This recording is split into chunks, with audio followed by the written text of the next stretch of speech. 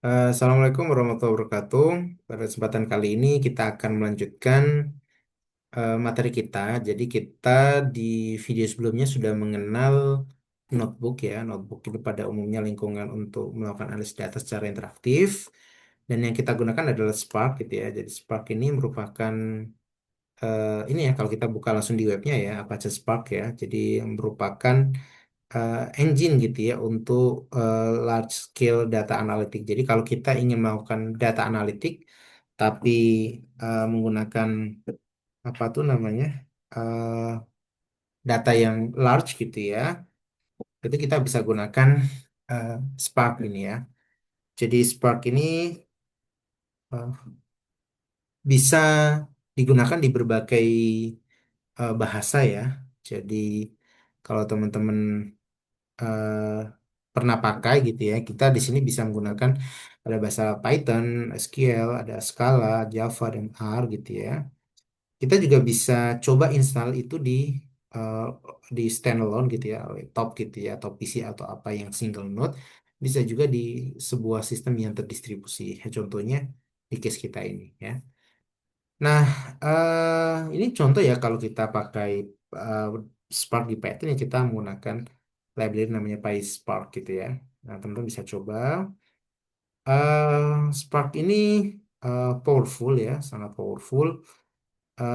Jadi kalau kita eh, menggunakan Spark, kalau teman-teman pernah dengar ada istilah Hadoop gitu ya, kalau kita memproses eh, melakukan transaksi gitu ya, menjalankan sebuah script di Hadoop itu eh, kalau versi Spark itu adalah katanya bisa sampai 100 kali lipat ya kecepatannya. Jadi eh, Databricks ini menggunakan Spark sebagai salah satu fondasi data analitiknya. Nah, di sini kita bisa tahu ya ada banyak banyak jenis ya ada SQL dan data frame, ada yang Spark streaming, ada Pandas on Spark gitu ya, machine learning dan sebagainya ya.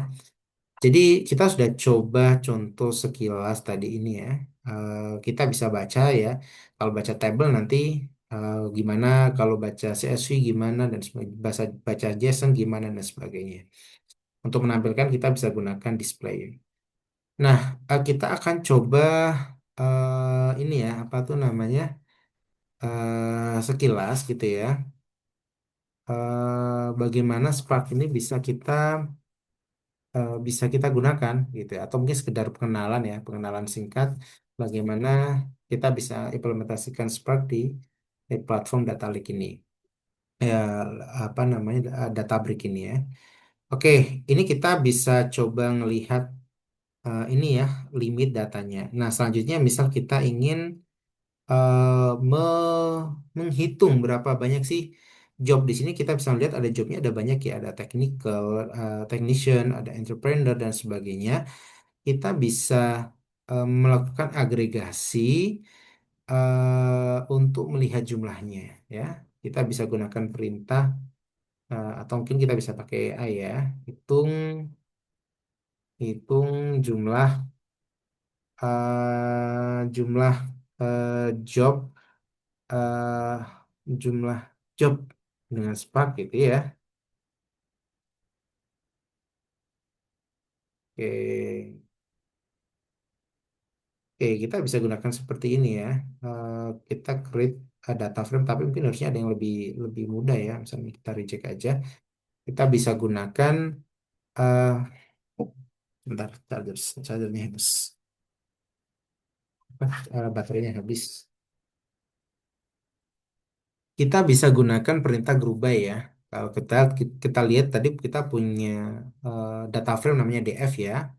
Nah, df dot eh, group by ya, group by. Yang kita ingin group by adalah job ya, J-nya kecil. Job ya tadi dikasih auto increment ya. Kita bisa melakukan operasi agregasi ada average, ada count, max dan sebagainya. Kita gunakan adalah count seperti ini. Ya, dot so ya, kita dikasih seperti ini. Ya, kita bisa melakukan order juga. Ini pakai tab ya, autocomplete ya, seperti ini. Kalau kita jalankan, kita akan bisa tahu ada berapa banyak sih job yang ada di apa tuh namanya di eh, di data ini gitu ya, di data ini. Kita tunggu. Kita bisa gunakan show juga ya, show atau display tadi sama sih. Cuman tampilannya kalau display bentuknya table gini. Kita tunggu ya.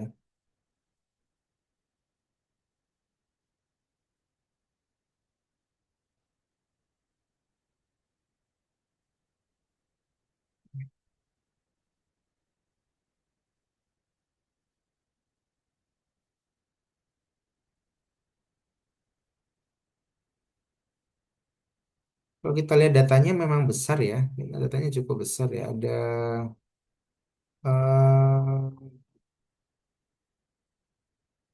30 sekian ribu ya, 38.000 gitu ya. Nah, kalau kita lihat, nah ini seperti ini ya.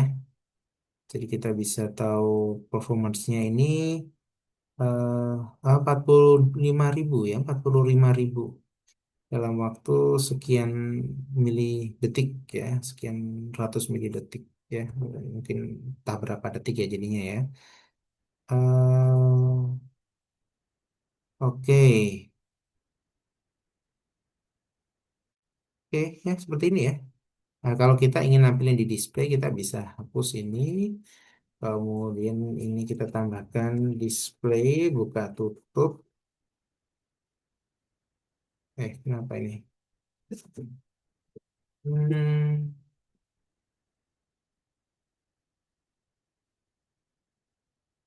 oke, internet saya. Terus, oke, seperti ini ya. Oke, kalau sudah kita coba jalankan, kan seperti ini. Nah, seperti ini ya. Kita bisa melihat eh lebih mudah gitu ya. Kita bisa tadi operasi sorting ya, atau kita bisa langsung dari sini, dari tabelnya juga bisa. Ya. Bahwa paling banyak pekerjaan adalah ini, paling sedikit adalah ini. Enggak sih, paling sedikit adalah ini, unknown gitu ya, enggak ada gitu ya. Dan juga student. Oke, kita juga bisa melihat misal jumlah educationnya gitu ya. Di education kita sama ya seperti tadi ya. Ini bisa kita copy, kita buka di sini. Group by education. Oke, run. Apa banyak sih educationnya ini? Oh, ada primary. Primary itu SD ya biasanya ya. Ada secondary, ada tertiary, ada yang nggak tahu gitu ya, nol. Nah, di sini juga ada saldo, ada balance ya istilahnya mungkin ya, balance. Eh, ini saya kurang tahu dalam apa ya, mungkin dalam dolar ya, $29 atau $2 gitu.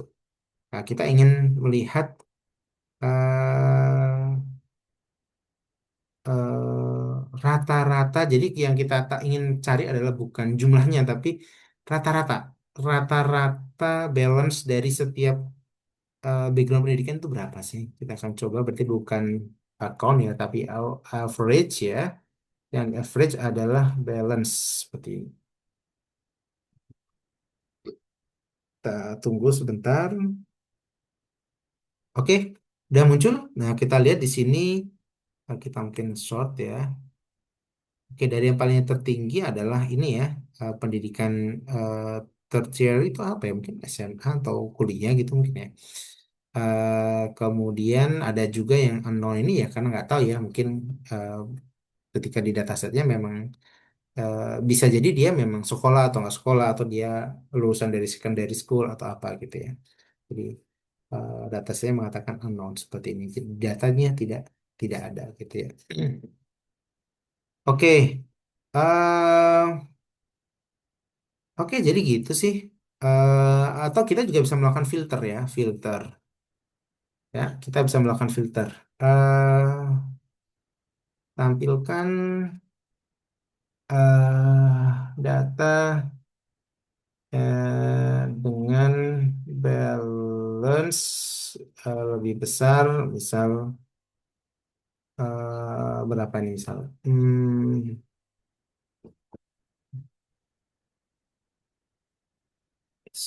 1.500 deh misalnya nih, 1.500 1.500 ya, melakukan analisis data lah seperti pada umumnya kalau kita pakai Pandas.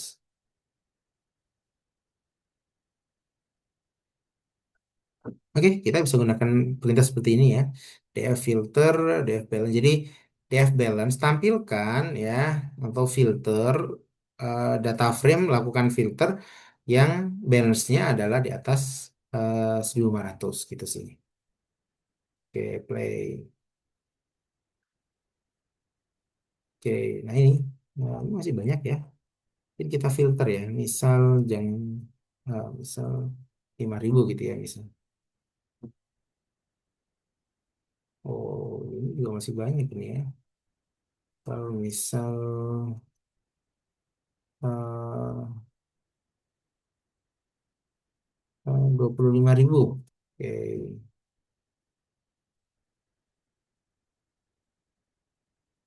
Hmm. Ya, ini adalah orang-orang yang kaya ya. Ya, ya. Ya, ini ya apa tuh namanya? Analisis sederhana ya. Jadi apa tuh namanya? Teman-teman bisa melakukan banyak hal ya. Jadi itu itu sedikit ya eh, tentang Spark ya. Spark, jadi kita bisa melakukan analisis menggunakan Spark Data Frame ya. Kalau teman-teman sudah familiar dengan Pandas akan mirip gitu ya. Kita bisa melakukan slicing datanya, kita bisa melakukan filter, kita bisa melakukan agregasi dan sebagainya ya. Bahkan di Spark nanti kita bisa melakukan operasi machine learning dan sebagainya.